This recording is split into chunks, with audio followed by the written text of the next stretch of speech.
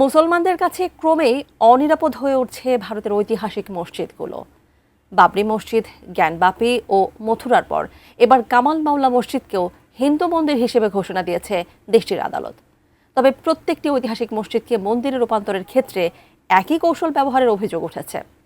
বিস্তারিত তুলে ধরেছেন আরিফ হাসান।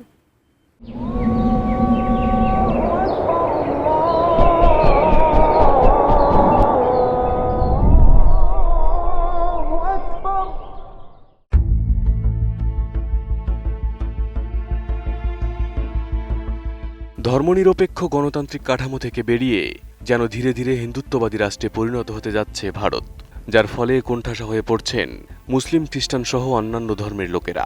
পরিসংখ্যান অনুযায়ী দেশটিতে প্রায় ৭৮% হিন্দুর বিপরীতে বাকি ২২%ই অন্যান্য ধর্মাবলম্বী। এর মধ্যে শুধু মুসলমানই রয়েছেন ১৫%-এর বেশি, সংখ্যা যা প্রায় ২৫ থেকে ২৭ কোটি। তবে অভিযোগ উঠছে বিপুল সংখ্যক এই জনগোষ্ঠীর একটি অংশ ক্রমাগত ধর্মীয় অধিকার ও স্বাধীনতা নিয়ে উদ্বেগের মুখে পড়ছেন। বাবরি মসজিদ ধ্বংস করে রাম মন্দির নির্মাণের পর ধারণা করা হয়েছিল এই দীর্ঘমেয়াদী সংঘাতের অবসান ঘটবে, কিন্তু সাম্প্রতিক রাজনৈতিক ও আইনি বাস্তবতা বলছে ভিন্ন কথা। বাবরি, জ্ঞানবাপী, মথুরার পর এবার কামাল মাওলা মসজিদকেও হিন্দু মন্দির ঘোষণা করল দেশটির আদালত। এর মধ্য দিয়ে কয়েক শতাব্দীর প্রাচীন এই মসজিদে নামাজ আদায়ের অধিকার হারালো মুসলিমরা। এর মাধ্যমে স্পষ্ট ইঙ্গিত দিচ্ছে যে ভারতের শতাব্দী প্রাচীন ঐতিহাসিক মসজিদগুলো এখন চরম অনিরাপদ হয়ে উঠছে।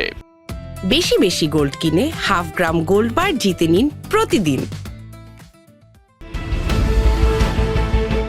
প্রতিটি ঘটনা বিশ্লেষণ করলে দেখা যায় ঐতিহাসিক এসব মসজিদকে ঘিরে প্রাচীন হিন্দু মন্দিরের দাবি তুলে আসছে হিন্দুত্ববাদী কয়েকটি সংগঠন। বাবরি মসজিদ, জ্ঞানবাপী, মথুরার শাহী ঈদগাহ কিংবা কামাল মাওলা, প্রতিটি স্থাপনাকে ঘিরেই তাদের বক্তব্য কয়েকশো বছর আগে এসব স্থানে হিন্দু মন্দির ছিল। তাদের দাবি অনুযায়ী বাবরি মসজিদের স্থানে ছিল ভগবান শ্রীরামচন্দ্রের জন্মস্থান এবং একটি প্রাচীন রাম মন্দির। একইভাবে জ্ঞানবাপী মসজিদের জায়গায় ছিল শিব মন্দির। মথুরার শাহী ঈদগাহ জামে মসজিদের স্থানকে দাবি করা হয় ভগবান শ্রীকৃষ্ণের জন্মস্থান হিসেবে, আর কামাল মাওলা মসজিদের স্থানকে দাবি করা হয় দেবী সরস্বতীর মন্দির হিসেবে। তাদের অভিযোগ, মুসলিম শাসকরা এসব মন্দির ভেঙে পরবর্তীতে মসজিদ নির্মাণ করেছিলেন। এসব দাবির ভিত্তিতেই তদন্ত জরিপ চালায় ভারতের প্রত্নতত্ত্ব জরিপ বিভাগ ASI, আর সেই প্রতিবেদন আদালতে উপস্থাপনের পরই একের পর এক মুসলিম ধর্মীয় স্থাপনাকে মন্দির হিসেবে ঘোষণা দেওয়া হয়।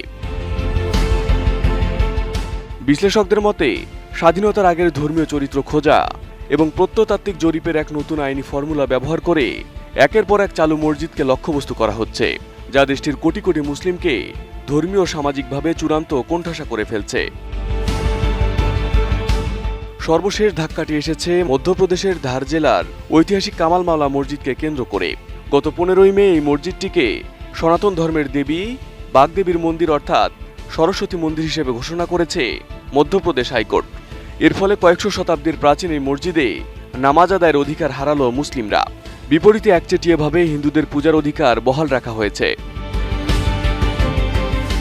হিন্দুত্ববাদী পক্ষ দাবি করে আসছিল এটি মন্দির ছিল, অথচ ঐতিহাসিক সত্য হল 1400 শতকে দিল্লির সুলতানি আমলে এই মসজিদ নির্মিত হয় এবং এখানে বিখ্যাত সুফি সাধক হযরত কামালউদ্দিন চিশতির মাজার রয়েছে। 2003 সাল থেকে ভারতের প্রত্নতত্ত্ব জরিপ বিভাগ এখানে প্রতি মঙ্গলবার হিন্দুদের পূজা এবং প্রতি শুক্রবার সহ অন্যান্য দিন মুসলমানদের নামাজের একটি প্রশাসনিক ভারসাম্য বজায় রেখেছিল। কিন্তু 2024 সালের একটি বিতর্কিত ASI সমীক্ষাকে ভিত্তি করে আদালত দীর্ঘ 700 বছরের মুসলিম ঐতিহ্যকে পাশ কাটিয়ে স্থানটি একচেটিয়াভাবে হিন্দু পক্ষকে দিয়ে দেয়, যা ভারত জুড়ে আবারও বিতর্কের সৃষ্টি করেছে। Arif Hasan, ATN news.